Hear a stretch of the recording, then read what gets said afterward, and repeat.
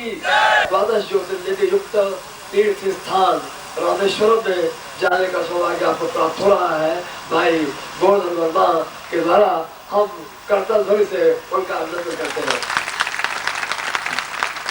मनोकामना पूर्ति प्रयोग सफल कराने की प्रार्थना पूज्य गुरुदेव के चरणों में।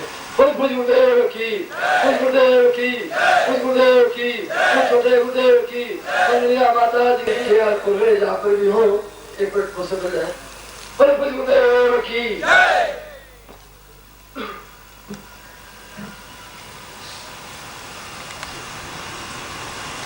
बंद की जाए। हमने भी अपना ऐसा ही मानस बनाया था कि गुजरात में कई दूर से गए नहीं है और समुद्र के किनारे सोमनाथ का मंदिर भी अपने आप में एक अद्वितीय है। मेरे शिष्यों को ले जाऊंगा, सोमनाथ मंदिर में पूजन अर्चन करवाऊंगा। माँ काले रंग का बड़ा उच्च कोटि का शिवलिंग है, बहुत बड़ा 2.5-3 फीट का, और पास में द्वारिका है। और ये सब एक बार दर्शन हो सकेंगे। इस बीच में कोई बात याद आ गई कन्याकुमारी की, कोई प्रसंग, तो मैंने कन्याकुमारी का वर्णन की, कहाँ लक्ष्मी उत्पन्न हुई और पहली बार कहाँ पर वह कन्या से विष्णु की पत्नी बनी, उस स्थान पर मैंने लक्ष्मी का प्रयोग संपन्न करवाया था। और इतनी उच्च कोटि की ऊंची ऊंची लहरें उठी थी। आज उस लहरों में मैं जब पहाड़ पे उसमें चढ़े, समुद्र के बीच में ऊंचा पहाड़ आया हुआ है और ऊपर तक चढ़ाया शिष्यों को, विकराल हो गया बहुत तेजी से, और बहुत तेजी से लहरें उसमें लगी। वो लहरें तो थी, वो फिर भी 40-40 फुट की लहरें तो थी। वो लहर तो मैंने कहीं उठाई थी, वो वहाँ ऊपर तक पहुँचने के लिए, और ऐसी 20-30-40 फुट आई थी। और उसमें जब वापिस किनारे पर आने लगे तो बीच में 40 फुट का फासला था पहाड़ से और किनारे पर, और लहरें इतनी तेज क्रुद्ध समुद्र बन गया कि जाने के लिए कोई रास्ता ही नहीं बचा। वहाँ के जो मछुआरे थे वे भी घबरा रहे थे उसमें कि, और उनमें बुढ़े भी शिष्य थे, बुढ़ियाएँ भी थी, बालिकाएं भी थी, बच्चे भी थे, जवान भी थे, वृद्ध भी थे। कुछ गुजरात जो कुछ होगा देख लेंगे समुद्र को, और समुद्र के हमारे बीच की लड़ाई है, जो कुछ होगा निपट लेंगे हम। यहाँ से काफी कुछ इससे तो कल हाथ उठाए थे वो थे, मगर उन लोगों को पकड़ के किनारे पर ले गए। निर्मोही जी भी थे, मुझे याद आ रहा है, और निर्मोही जी को ले गए तो निर्मोही जी की धोती समुद्र में चली गई, चश्मा भी चला गया, और मुझे कच्छा सा पहने हुए बड़े मुश्किल से मुझे ये किनारे पर खड़े को देखा जाएगा, तो देखा जाएगा। ऐसे कई की साड़ियाँ चली गई, किन की धोतियाँ चली गई, अब समुद्र तो समुद्र था, और पूरे आदिवासी बनकर के किनारे पे आके खड़े हो गए। कई लोगों ने दूसरे कपड़े समेटे भी, ऐसा भी हुआ, ऐसा नहीं हुआ। उधर टूट गए, पकड़ के वापस आए, तुम कहाँ वहाँ जा रहे हो भैया, मुझे छोड़ करके वापस उधर पहुंचा, कोई उधर भाग गया। मतलब समुद्र में लहरें थी और बड़ा एक आनंददायक दृश्य था, और बड़ा कठिन और खतरापूर्ण दृश्य था, ऐसा खतरा से भरा हुआ था, मगर वह भी जीवन का एक चार्म था, एक आनंद था। और जीवन में अगर खतरे नहीं है तो जीवन का फिर आनंद भी नहीं है। तो बड़ा ही एक जैसे युद्ध हो, वो देवताओं देवतियों का जो युद्ध हुआ था, कुछ वैसा ही चल रहा था, मगर बड़ा सुंदर दृश्य था। और फिर गोवर्धन ने ऐसा चिंतन जो सुना पर बाद में निश्चय किया कि इन्होंने गुरु पूर्णिमा अपने बेंगलोर में मनाई थी 3 साल पहले, अपन सब लोग गए थे, तो उनका मानस हुआ कि रामेश्वरम में इस प्रकार का एक शिविर किया जाए, और ये सारा खर्चा है, जो कुछ भी होगा मैं अपने कंधों पे उठाऊंगा, मगर शिष्यों को वापस आनंद प्राप्त हो। मदुराई बड़ा महत्वपूर्ण स्थान है, वहाँ की मीनाक्षी मंदिर संसार का विख्यात मंदिर है। रामेश्वरम है जहाँ भगवान शिव ने लंका पर विजय प्राप्त करने से पहले पूजन की थी। वहाँ पर बालू का शिवलिंग बना हुआ है, एक दर्शन तो होते नहीं है, मगर ऐसा भी दर्शन आपको होगा। फिर वहाँ से 150-200 किलोमीटर दूर कन्याकुमारी स्थान है, वह भी अपने आप में जैसा कल वर्णन किया था। तो ये तो फरवरी की बात है, जो कुछ भी अब उन्होंने आयोजन सोचा है तो बड़ा एक चिंतनपूर्ण निर्णय है, और एक बहुत सुंदर दृश्य प्राप्त हो सकेगा। भगवान शिव के चरणों में हम कुछ क्षणों पर बैठ सकेंगे और वापिस एक बार आनंद ले सकेंगे। मैं गोवर्धन को उसके निश्चय की दृढ़ता पर तो दृढ़ बना रहे 2-3 महीने और विचलित नहीं हो। मैं आप सबको हृदय से आशीर्वाद देता हूँ।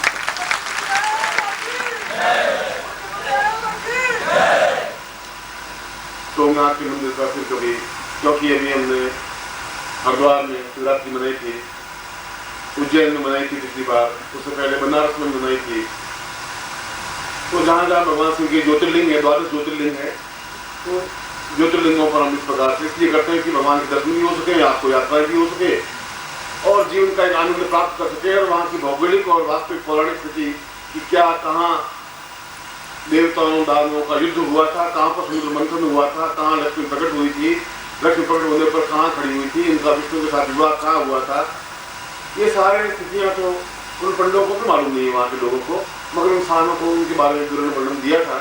जब उज्जैन में बताया कि ये महाकाल का तो मंदिर ही नहीं है, ये तो तंत्रेश्वर मंदिर है और यहाँ तंत्रेश्वर ही स्थापित थे, बाद में इसको महाकाल नाम दिया गया। तो वहाँ के लोगों को बाद में ज्ञात हुआ और फिर वहाँ के पंडितों ने इस बात को स्वीकार किया कि वास्तव में गुरुदेव ने जो कहा है वो अपने आप में प्रामाणिक और सही है। इसी प्रकार से वो रामेश्वरम मंदिर भी और रामेश्वरम का स्थान भी, जहाँ पर समस्त तीर्थों के कूप हैं, 52 कुएं हैं जहाँ से स्नान किया जाता है और फिर बालू का, अभी तो उसके ऊपर चांदी का ढक्कन दे देते हैं, उसके ऊपर पूजन करते हैं। तो भगवान राम ने जिन बालू से शिवलिंग बनाया था उसके भी मैं आपको दर्शन करवाऊंगा। आगे प्रभु का जैसा विधान है वैसा ही होगा।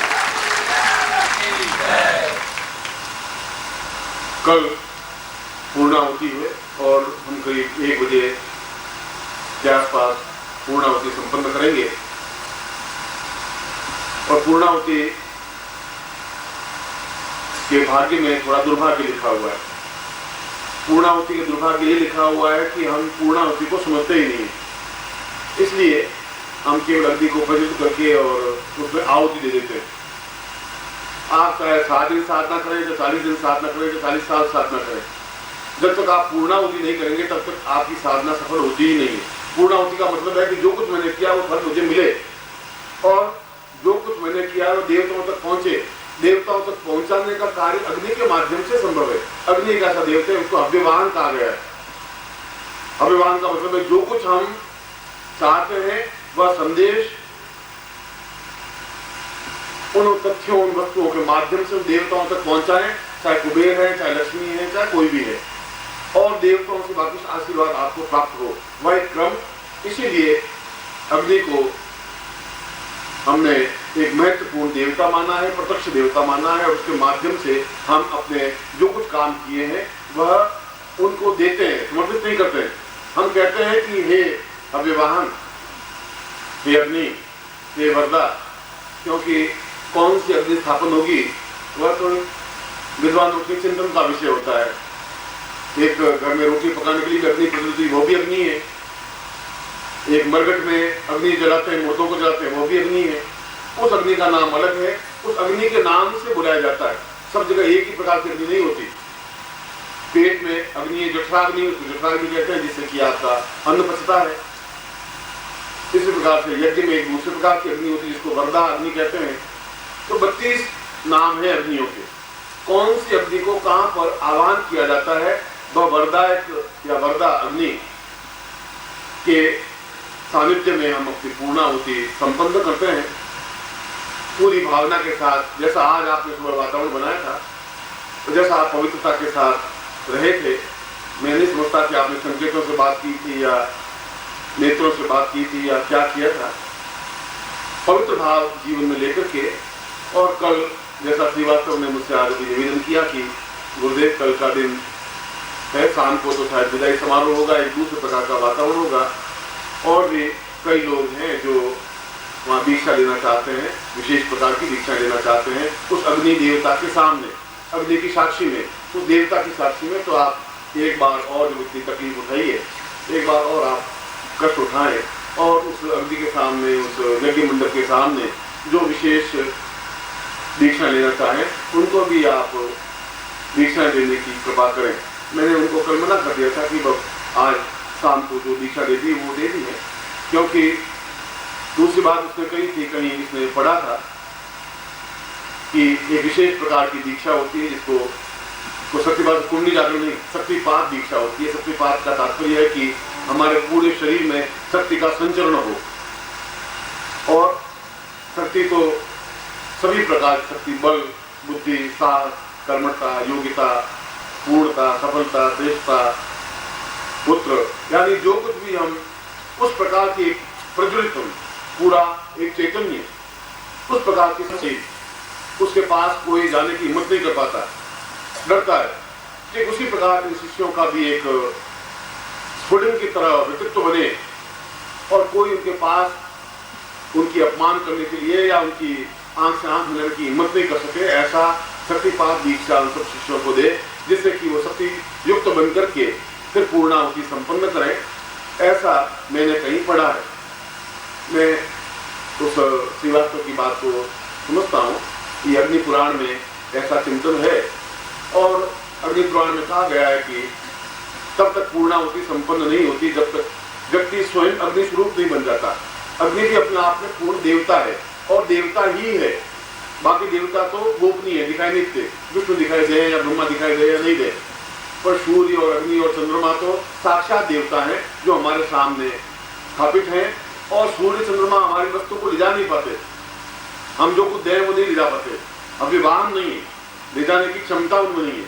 अग्नि को तो जो दे वो ले जाने की क्षमता रखता है, मगर उसके लिए अग्नि पुराण में उल्लेख है कि पहले भी जो साधनाएं करते थे वो पूर्ण रूप से उस अग्नि में समर्पित वस्तु समर्पित करने, पूर्णाहुति समर्पित करने से पहले स्वयं स्फुलिंग बनते थे, चैतन्य बनते थे, दिव्य बनते थे, दीप्त बनते थे। गुरु उनको एकदम सारे शरीर से जो लपट निकल रही हो, एक ऐसी आग का स्फुलिंग बन जाता था कि समान कर्मी बन जाते थे वह आग की लपट। और वह शिष्य या साधक, चाहे ऋषि, चाहे मुनि, चाहे योगी, चाहे यति, चाहे सन्यासी, सिद्धाश्रम जैसे स्थान पर भी जब उनको अपनी साधना संपन्न करते हैं, संपन्नता के बाद में वे स्वयं अपने आप को अग्निमय बनाते हैं।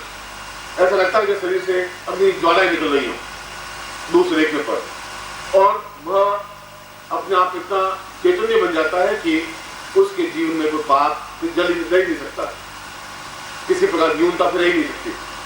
ऐसा आप कोई इनको अग्नि स्फुलिंग बना सकते, जैसे ऋषि मुनि, विश्वामित्र, वशिष्ठ या सिद्धाश्रम के योगी उस आहुति को समर्पित करते हैं, ऐसे आप इनको अग्नि स्फुलिंग दीक्षा दें या चैतन्य दीक्षा दें, अग्नि दीक्षा दें, जिससे कि उसी प्रकार से अग्नि स्वरूपा बन करके वह पूर्णाहुति संपन्न कर सके। और इसके अलावा भी जिन जिन की जो भावनाएं हैं, जो कुछ रह गया है, वे भी उस प्रकार की दीक्षा प्राप्त करना चाहते हैं, आप इस प्रकार की अनुकंपा करें।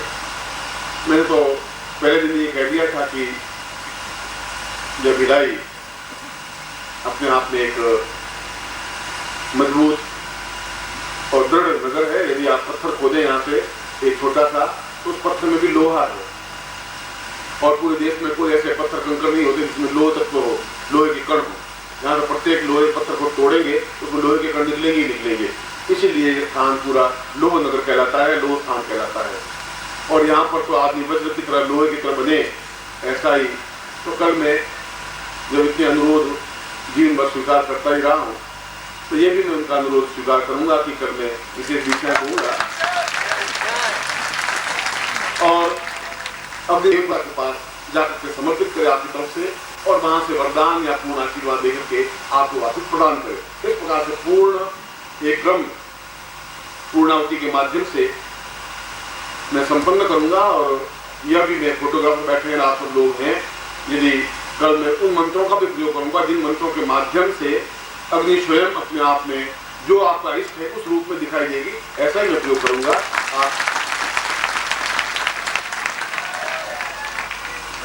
आप उसका फोटो खींच लें, और अग्नि का फोटो खींचने पर आपको ऐसा लगेगा जैसे उसमें साक्षात लक्ष्मी है। जिन जिन मंत्रों का उच्चारण करेंगे वह अपने आप में दिखाई देगी और आपके नेत्रों के माध्यम से दिखाई देगी। इसलिए कल 12 बजे या 1 बजे जो भी अच्छा मुहूर्त होगा, मगर 12 से 1 बजे बीच में मुहूर्त आता ही है, 12:35 से आता ही है, या जो भी सही मुहूर्त होगा उस मुहूर्त में मैं उस आपको वह दीक्षा दूंगा, अग्नि स्फुलिंग दीक्षा। और फिर